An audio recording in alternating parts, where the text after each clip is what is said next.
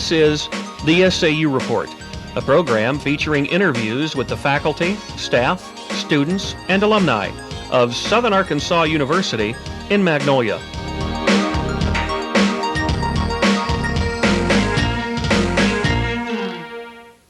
Welcome to this week's edition of the SAU Report. I am Mwachiro. And I'm Marsha. Today we're speaking with Dean of the School of Science and Technology, Dr. Joe Winstead. Welcome to the show. Well, thank you for having me. Well, Dr. Winstead, how has your first semester at SAU been so far? Well, we moved here in July, and it's just been fabulous. It's just been a real wonderful experience. And I like to say I think Magnolia and SAU is one of the best kept secrets in the state of Arkansas. We've just been very happy.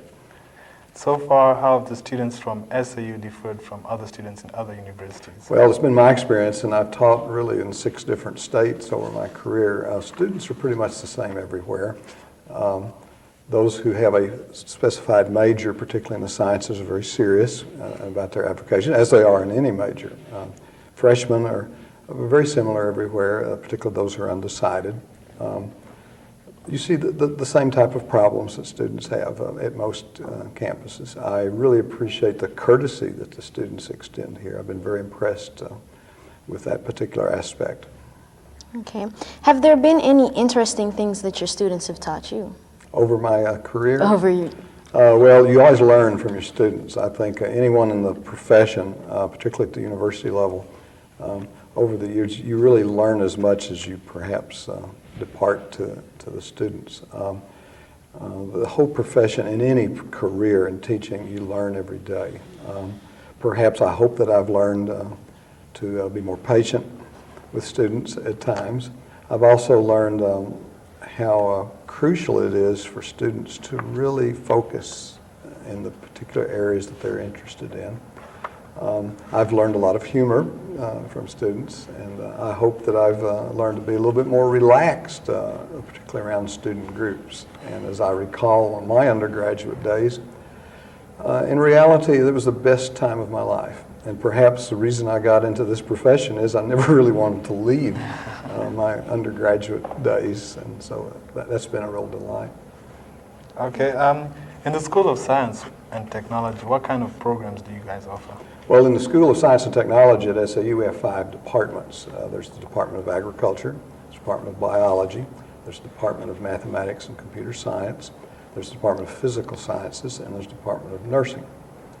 And these all, we hope, do show a type of integration, at least in the total sciences. We have about 44 people in the school among those 5 departments. And the areas of emphasis are very similar in terms of the undergraduate type education compared to other states and other schools. Do you think the programs are related in one way or another?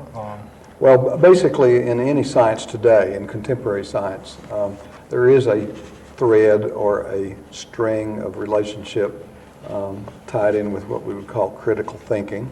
There's obviously a thread also in the synthesis of being able to connect information, scientific information. So if a student is majoring in chemistry, for example, they really have to be able to connect well with mathematics, statistics, for example. Of course, today in the new technology in particular, all students really need to be computer literate or be able to handle this new technology. The biology student, for example, again, has to understand chemistry very well and physics.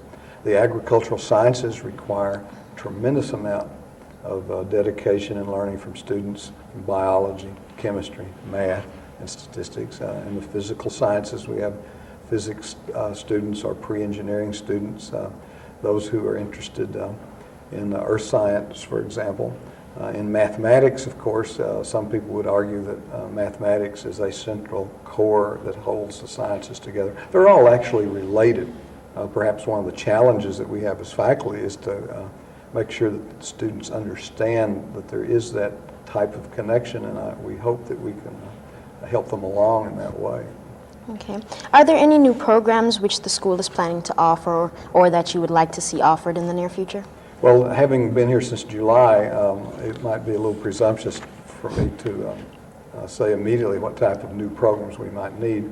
We have had some discussion perhaps about emphasizing an area of environmental science to a greater degree. We should probably look at the possibility of having a type of business science combination that would take advantage of the, number one, the excellent business program here in the School of Business and the facilities.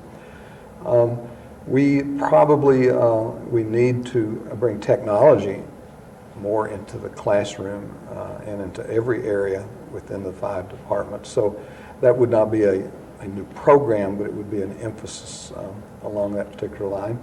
I think we are going to have to do more in letting our students understand and be trained in what I call contemporary science, particularly with biotechnology. Of course, today, recombinant genetics, for example, which involves both biology and chemistry and mathematics and physics in reality. That's an area that we probably need to look at how we can improve the contemporary understanding of that for undergraduates, because a lot of those type of biotechnology, recombinant genetics, in most places is still pretty well restricted to the graduate type level and very specified training. But in reality, going into this next century, undergraduate science majors, this is going to be a very important area. It's going to be a very important area to the economics of the nation. It's revolutionized agriculture already. It's revolutionized healthcare, biomedicine. So the biotechnology, recombinant genetics is going to be much more important in the future. I like to tell the story that everyone knows who Bill Gates is, and Bill Gates was asked 2 years ago on a national public radio program, what would he do if he was starting over? And he said it would be biochemistry, biogenetics, and this whole new area of contemporary science. Okay, speaking of contemporary science, do you think that SAU should have more research-based programs in the School of Science and Technology? Well, I think one of the strong points of this institution is the focus on teaching undergraduates. Now, I have been at research-oriented type institutions, and they're very necessary. In fact, they're crucial really to the economy. They're crucial to the scientific development of our whole nation and the world. Here, I think the focus on undergraduate education, where undergraduates could be involved in some research activities, is something I would really like to see and see us develop that in every way possible. However, there are many ways to be involved in research from a faculty member standpoint that is not completely tied up being as a bench scientist, as the term is used. There's research that could be done and needed in undergraduate instruction, for example, and that's a very important part too. Here, an institution like SAU is it's not a publish or perish institution. I would encourage any faculty member who really wants to conduct research to go all out to get the type of grant support, for example. But that is not our major focus. But I do firmly believe that every science faculty member needs to be active and alive in their particular discipline. And part of that is participating whenever possible in state, regional, national, and international type meetings. Collaboration with scientists from other institutions is something that all faculty should feel that I would hope that they could do here. We could help them along with that. But being strictly research, other than having undergraduates involved, that's not really our focus, and that's not our mission. Okay. As the Dean of the School of Science and Technology, do you have any initiatives that you'd like to see work out, anything like that? Well, being new here, I need to get out, and I hope to meet as many of the different science people in the whole region, and that includes those in industry, business, and of course in the secondary schools. That is something that needs to be done. As I said earlier, we might look at a focus in expanding or maybe even developing a minor in environmental science, for example. As I mentioned also, maybe we could focus on if it's possible to develop a business science type combination. And so that would be one area. Of course, and we are very excited that the institution is committed as a top priority is to improving the science facilities, and we hope that there'll be something coming along on that and very soon or within the next few years. I think we do need to look at the focus and the needs of science in the region and see what programs might be developed that are needed, to really help the economics of the area, to help the science training of the area, secondary schools, elementary schools, to provide the type of scientific support in the region that might involve environmental issues, science training, industrial technology type training. These are all things that I'm looking at now, and of course, and some of these have been in place before I came, but I'm learning as we go along. Practical training is very important to a science major, all the majors in your particular department. Do you think SAU students receive enough practical training in the majors that they choose to pursue? That type of training is obviously gained, and those skills are learned in lab type courses, particularly at the undergraduate level. And I believe we do have a good curriculum in terms of that type of laboratory training that's built in with individual specific courses. Undergraduates who are involved in independent research is also a very important aspect. I mentioned that a minute ago in terms of that type of training, and that is something I would hope that we will make available to all students who want to be involved in that particular aspect. But yes, that is very important, and I think our laboratories are well designed to provide that type of training. Okay. You published, you have major publications in some big journals around the country. I've been very fortunate.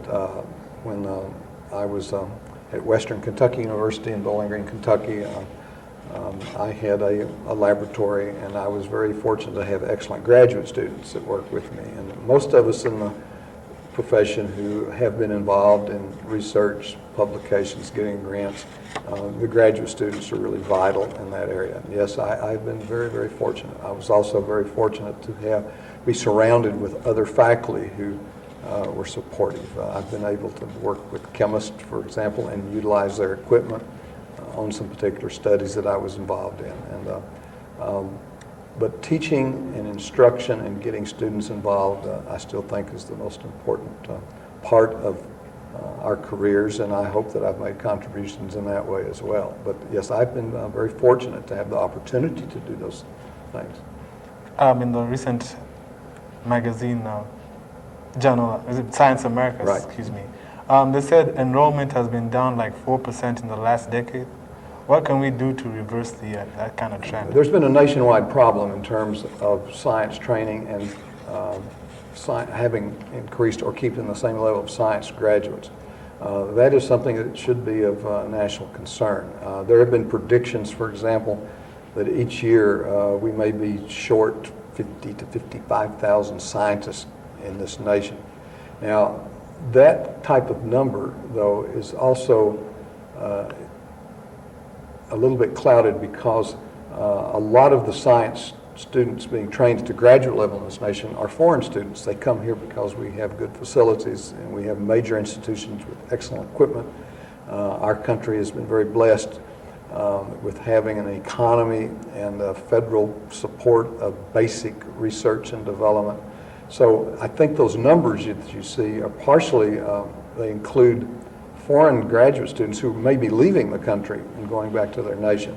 But in any event, yes, we do, it appears that we do have a science shortage in terms of turning out new scientists. And that is something that has got to start at the undergraduate level.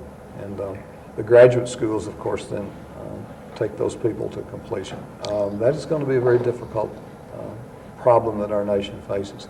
And it takes support, financial support, and it takes support from the federal government, state government, as well as the business and industry. In light of the falling science graduates, how do you propose to recruit students to the science and technology department? Well, the difficulty there, and it is something we have to try to enthuse students to enter into a science type area. We need to make it accessible where students can explore opportunities. And And in reality, at the undergraduate level, students are here, and in most institutions, they're exposed to various science courses as part of the general education program, but it also gives them an opportunity to determine, is this what they really want to go into? But also, we could probably do a much better job nationwide in introducing students to science in the secondary and even the elementary school level. And that may be an area where we've been weak. Now, there are programs that are in place, there are programs being developed, and there are programs out there to get younger people interested or exposed to the sciences. I never think that we should drag anyone kicking and screaming into the scientific area, but they need to be exposed to what is available. And in this next century, I think this is going to be even more essential. As I related a minute ago to biotechnology, that is an area that is going to really, it has changed our lives. It's going to change our lives in so many ways, including agriculture and medical science. So we have to get students at least exposed to these areas when they're much younger. So do you believe that science should be a vital role in schools like arithmetic, reading, and writing? Yes, I do. Of course, that's a very vested interest in that regard.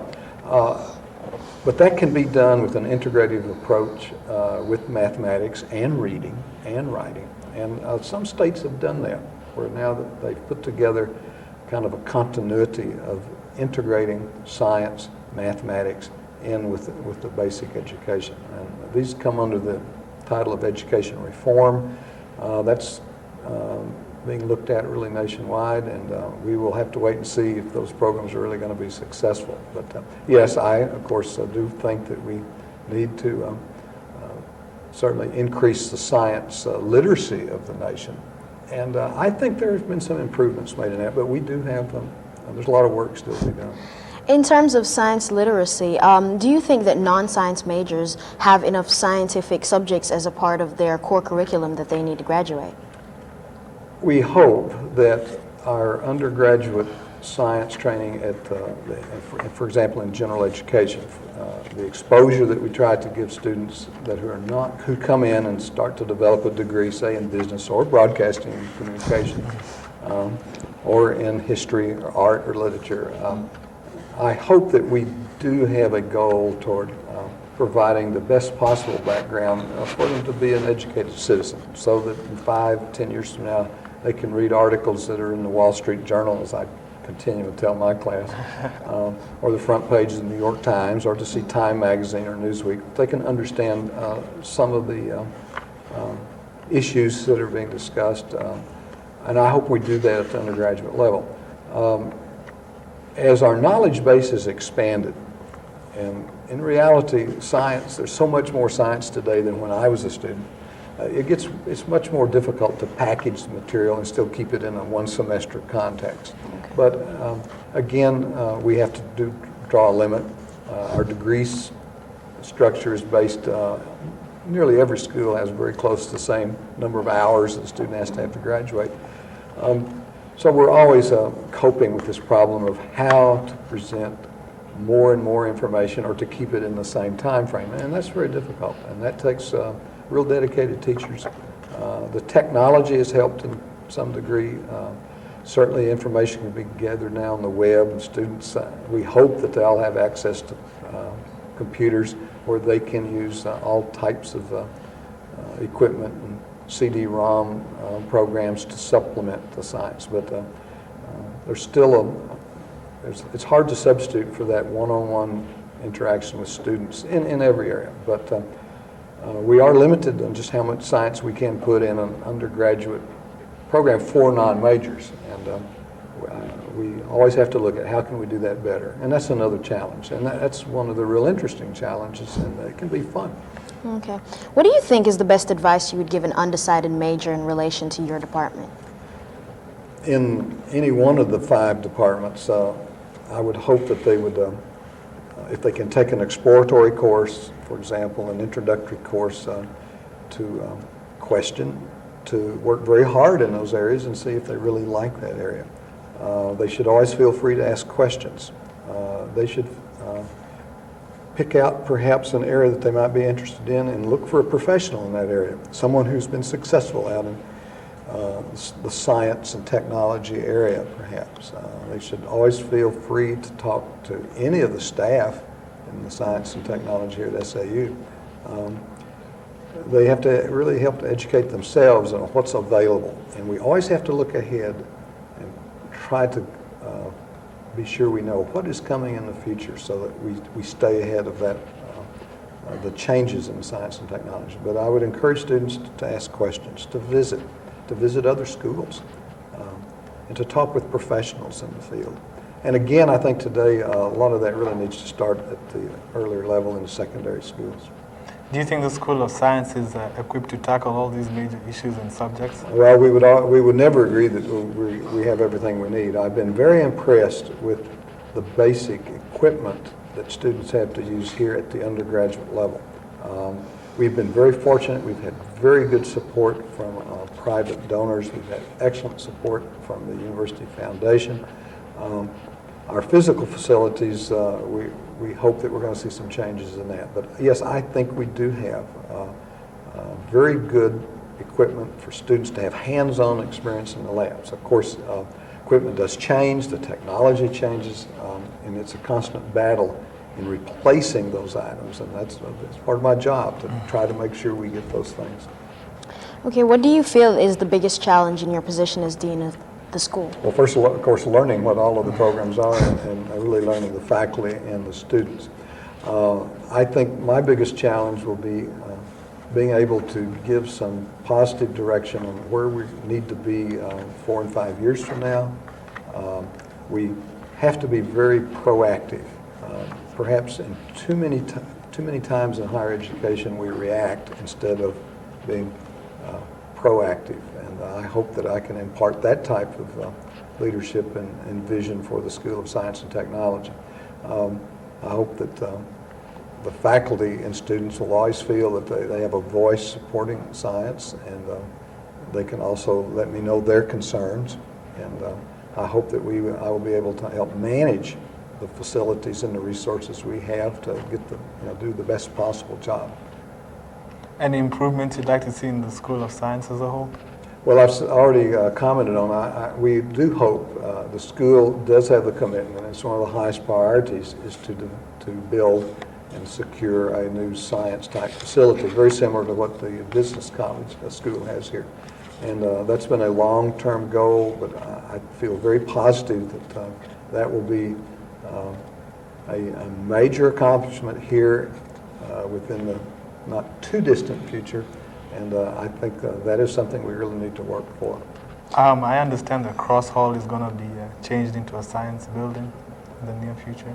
Not into science per se.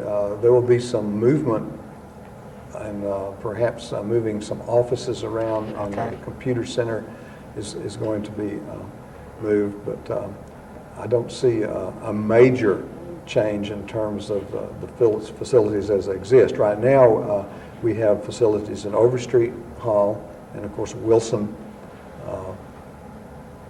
has a major area dedicated to the sciences. Of course, we also have very nice facilities at the University Farm, Child's Hall, and of course the nursing department has a very nice facility too. But the facilities in Overstreet and Wilson, they're very dated and are crowded, and we hope to see some real improvement there with a new building. Well, I want to thank you, Dr. Joe Winstead, for being with us.